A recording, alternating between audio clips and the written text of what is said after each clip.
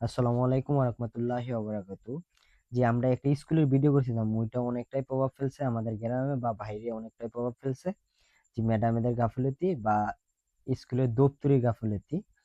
তো মেইন উদ্দেশ্য ছিল তাদের ভুলটা আমরা সংশোধন বা ওনাদের ভুলটা আমরা ধরিয়ে দিব। তো অনেকভাবে ওনারা আমাদের সাথে আমার সাথেও কথা বলছে, ব্যক্তিগতভাবে আমার সাথেও কথা বলছে। তো আমি খুবই রাগ নিয়ে বলছি, না এগুলা করবো না, আপনারা কেন এগুলা করছেন। তো মেইন কথা হচ্ছে ওনাদের ভুলটা ওনারা বুঝতে পারছে, তার জন্য। তো এখন ভিডিওটা কাটার উদ্দেশ্য হলো ওনাদের ভুলটা ওনারা বুঝতে পারছে, বাট আমাদের এলাকার সিনিয়র পার্সন যারা আছে ওনাদের জানাইছে বিষয়টা যে আমরা এরকম আর ভুল কখনো করব না। যদি দেখেন আপনারা যেটা ইচ্ছা সেটা করবেন, তার জন্য আমরা ভিডিওটা কেটে দেব। ঠিক আছে, কারণ ওনাদের ভুলটা ওনারা বুঝতে পারছে। আর মেন কথা হচ্ছে স্কুলের বদনাম মানে আমাদের জোরখালির বদনাম, কারণ ওনাদের ওনাদের ভুলটা ওনারা বুঝতে পারছে। এরকম আর কখনো না করলে আমাদের সুনাম হবে।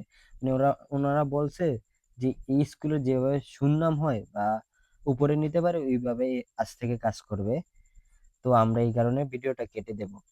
তো আমাদের বলতে পারেন যে কেউ বলছে রাজনীতি ক্ষেত্রে যে তোমাদের ব্ল্যাকমেল করছে নাকি, এরকম ভাবে কেউ বলে নাই, বা আমরা ব্যক্তিগতভাবেই কাটার ডিসিশনটা নিয়েছি। কিন্তু সব থেকে বড় গাফিলতি হচ্ছে হেড ম্যাম। কারণ উনি যদি একটু কেয়ার করতো বা একটু নজরে রাখতো তাহলে এরকম কখনো হয় না। বাট ছোট মিয়া যে দপ্তরি জানেন, ও কিন্তু অনেক অসুস্থ ছিল, বাট অনেকদিন ছুটিতে ছিল, তার জন্য বিলে কাজগুলো করতে পারে না আমাদের যেটুকু জানানো হচ্ছে বা জানাইছে। মানে সিনিয়র পার্সনদের থেকে জানাইছে, যারা এলাকায় আছে বড় ভাই বা বড় কাকা দাদা যারা আছে ওনাদের জানাইছে।